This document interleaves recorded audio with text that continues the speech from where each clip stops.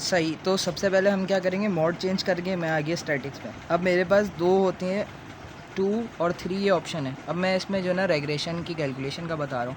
अब लीनियर और क्वाड्रेटिक दो मॉडल हैं। अब मुझे लीनियर करना है, मेरे पास डेटा आ गया, कुछ होते हैं आसान डेटा के मैंने पुट कर लिए, सही है। इसमें जो ना चैलेंज ये होता है, कुछ बड़े क्वेश्चन ऐसे हो गए जिसमें हम स्टक हो गए, तो हमारे पास क्या हुआ, कैलकुलेशन में बहुत टाइम लग गया। और क्या होता है, ये चीज़ें कैलकुलेट करने के चक्कर में और सवाल निकल जाते हैं।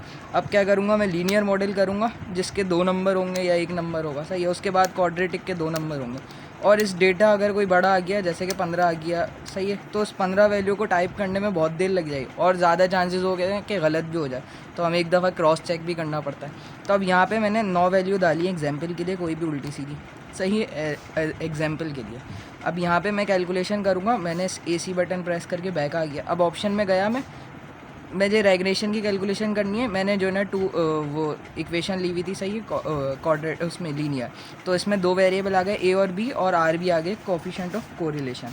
अब मुझे चाहिए क्वाड्रेटिक की कैलकुलेशन, तो मैं क्या करूँगा कि बैक आऊँगा, दोबारा डेटा पुट करूँगा, सही है। तो उससे बेहतर ये है कि मैं सेलेक्ट टाइप में जाऊँगा, सही है, यहाँ पे वेरिएबल को चेक कर दूँगा 3 पे, सही है, 3 पे चेक कर लिया और डेटा मेरे पास वही रहा। फिर मैं ऑप्शन में गया, चौथे में गया रेग्रेशन कैलकुलेशन। अब यहाँ पे मेरे पास A, B और C आ गया, सही है, एक ये चीज़ हो गई।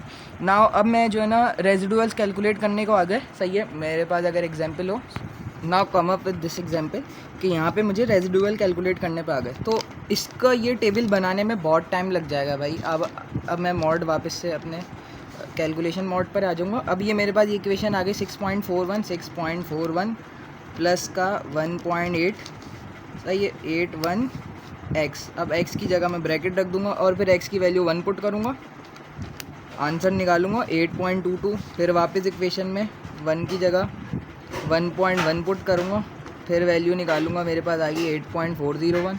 फिर वापस जाऊँगा, x को चेंज करूँगा, 1.12 रखूँगा, फिर कैलकुलेट करूँगा, 8.582 आएगा, सही है। तो इससे बेहतर मैं क्या कर सकता हूँ, मैं यहाँ पे डायरेक्टली x पुट करूँगा, सही है। अब x पुट करूँगा, अब मैं कैलकुलेशन बटन प्रेस करूँगा तो x की वैल्यू को वो इंटर करवाएगा। अब यहाँ पे x की वैल्यू पहले से जो सेव हुई थी ये थी 2886।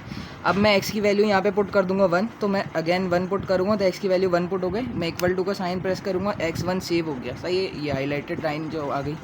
अब मैं एंटर करूँगा, मेरे पास x की वैल्यू हो गई 8.2। अगेन मैं कैलकुलेटर प्रेस करूँगा, 1.1 की वैल्यू डालूंगा, 1.1 प्रेस करूँगा, नेक्स्ट वैल्यू कैलकुलेट हो जाएगी, मेरे पास 8.401 जो नहीं आ गई थी। अगेन मैं कैलकुलेट का बटन प्रेस करूँगा, अब 1.12 रखूँगा, इक्वल टू साइन दबाऊँगा, सही है। तो यहाँ पे मेरे पास दूसरी वैल्यू है 5.82, सही है। ये दिखने में बहुत शॉर्ट ट्रिक लग रही है कि बस ये क्या टाइम बचा लेगी, लेकिन ये लॉन्ग टर्म में अगर देखें ना, थोड़ा टाइम बचा के, या मेरे पास अगर जो है ना 10 हैं वैल्यू, सही है, तो ये ज़्यादा टाइम बचा सकती है, जो कि कहीं और स्टक होने की वजह से ज़ाया हो चुका है, सही है। So that's all for this, thank you.